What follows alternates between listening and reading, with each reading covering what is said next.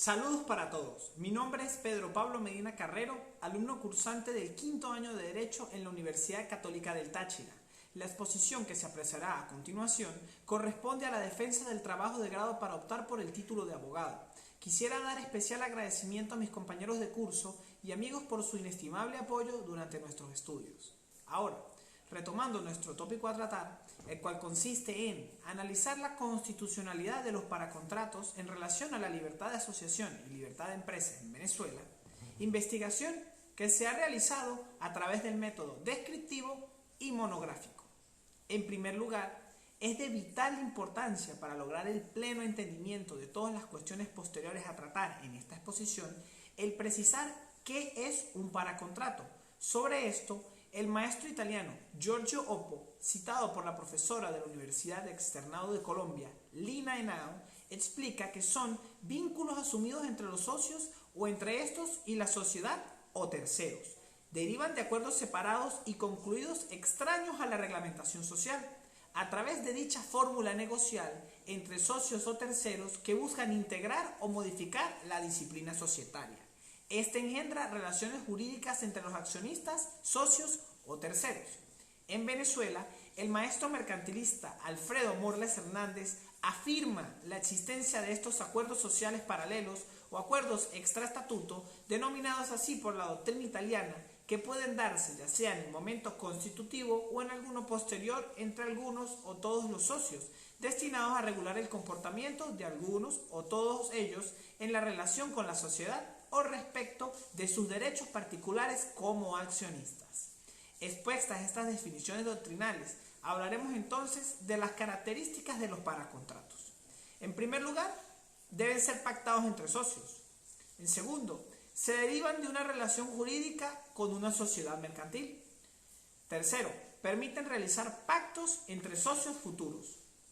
Cuarto, establece normativas o acuerdos distintos al estatuto social sin implicar reformar. Persiguen el desarrollo pleno de la autonomía de la voluntad. Son considerados autónomos principalmente porque al no estar contenidos en el estatuto social de la sociedad mercantil, son considerados contratos con cláusulas independientes y su ejecutabilidad no está relacionada a los estatutos.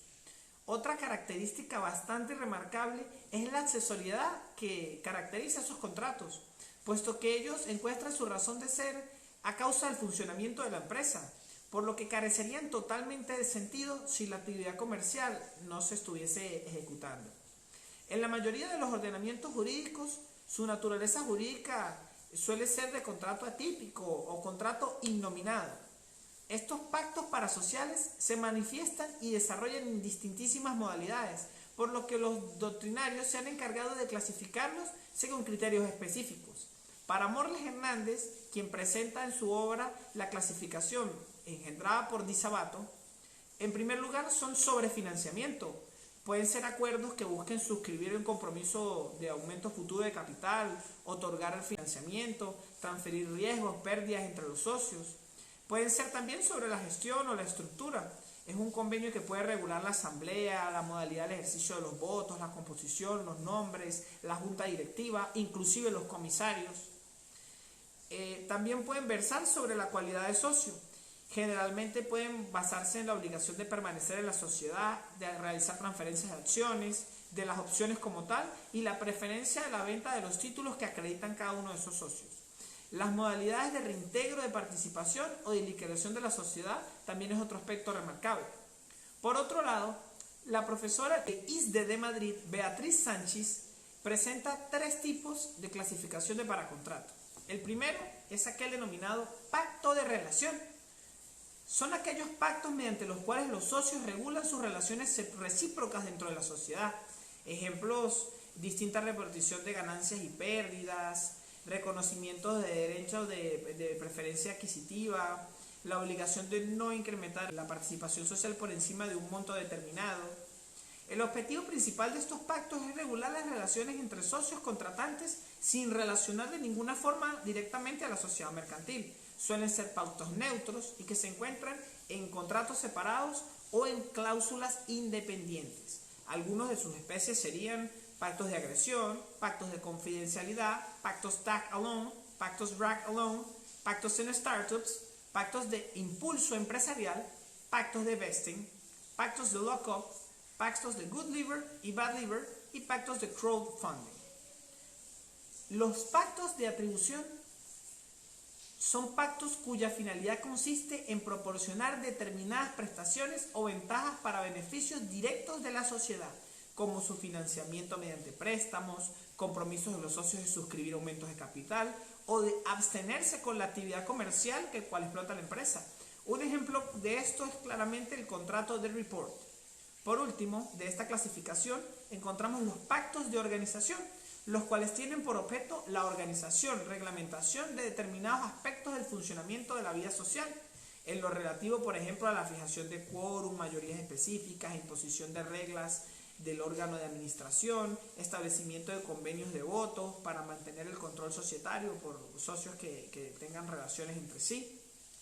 Es un pacto con una finalidad específica, lograr el correcto control y funcionamiento de la sociedad. Pactos comunes de este tipo serían los sindicatos de opción, también lo serían los sindicatos o pactos de voto, los sindicatos o pactos de bloqueo, los pactos o sindicatos de la administración, los pactos de arbitraje, los pactos de protocolo familiar, los pactos sobre quórum especiales. Ahora bien, hablemos sobre el punto de la constitucionalidad, ya que hemos delimitado los puntos angulares sobre el paracontrato. La constitucionalidad en el ámbito jurídico se entiende sin obscuridad alguna como el apego y cumplimiento de los preceptos establecidos en la Carta Magna respecto de una cosa específica, considerando entonces que nada dentro de la vida común de un país puede ir en contravención de los preceptos constitucionales. El principio de constitucionalidad impera en la gran mayoría de los países de Latinoamérica, posicionándose así conforme a la pirámide de Kelsen, la Carta Magna dentro de la cúspide de estos ordenamientos jurídicos.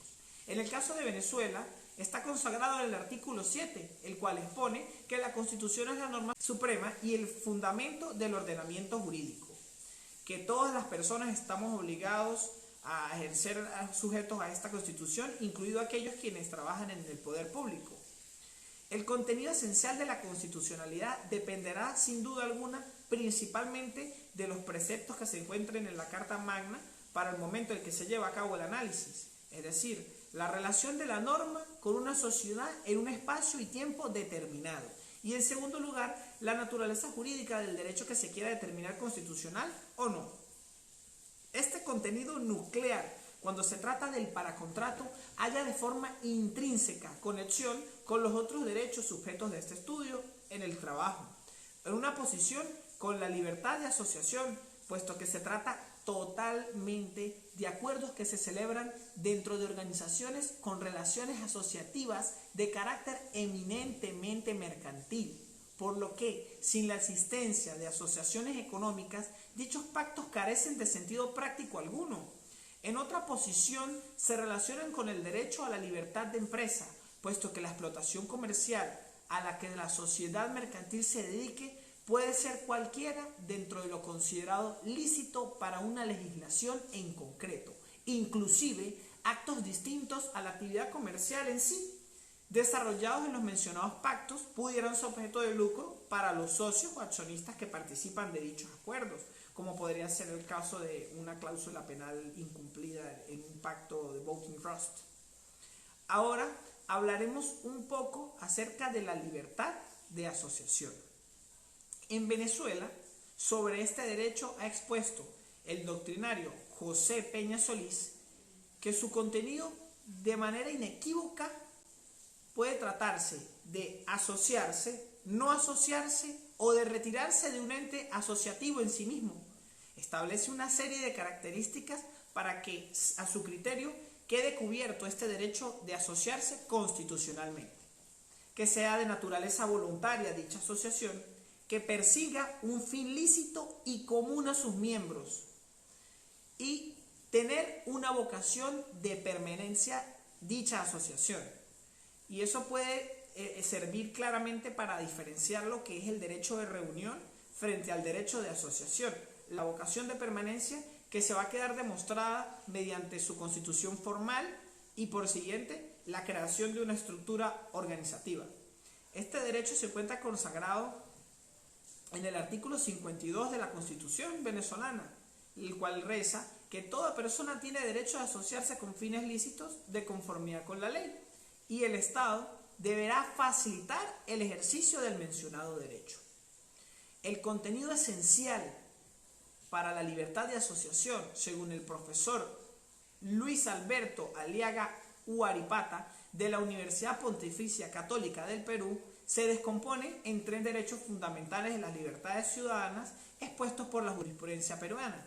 En primer lugar, el derecho de asociarse como tal, es decir, que las personas son libres para constituir sus sociedades, asociaciones y adherirse a otras que ya existan. Segundo, el derecho a no asociarse, es decir, a nadie se le puede obligar a formar parte de una asociación o a permanecer en ella. Y tercero, la facultad de autoorganización, que quiere decir que los mismos sujetos sean capaces de establecer la organización, la estructura de ese ente asociativo y asimismo desarrollarlo y regularlo.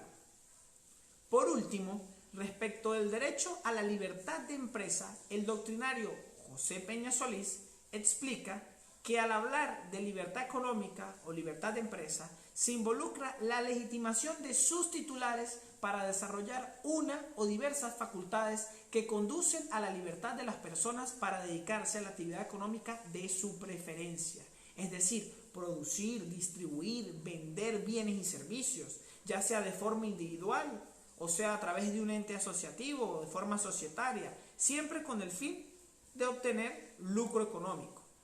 La Sala Constitucional del Tribunal Supremo de Justicia, en decisión 2641 del año 2003, esbozó la libertad de empresa de la siguiente forma.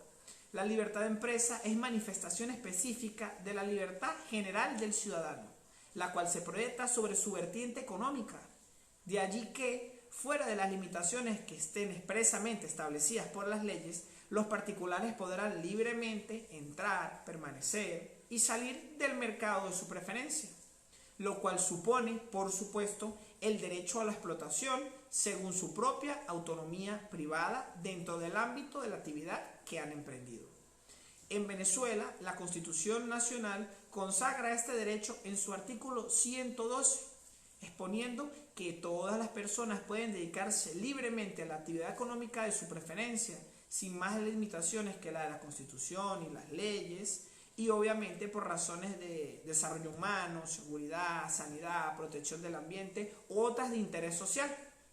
El Estado debe promover la iniciativa privada garantizando la creación y justa distribución de la riqueza, así como la producción de bienes y servicios que satisfagan a la población, la libertad de trabajo, empresa, comercio, industria, sin perjuicio de su facultad para dictar medidas para planificar, racionalizar y regular la economía, impulsando el desarrollo integral de la sociedad venezolana.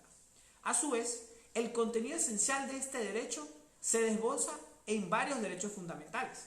El primero, aquel que permite al individuo desarrollar la actividad económica de su preferencia.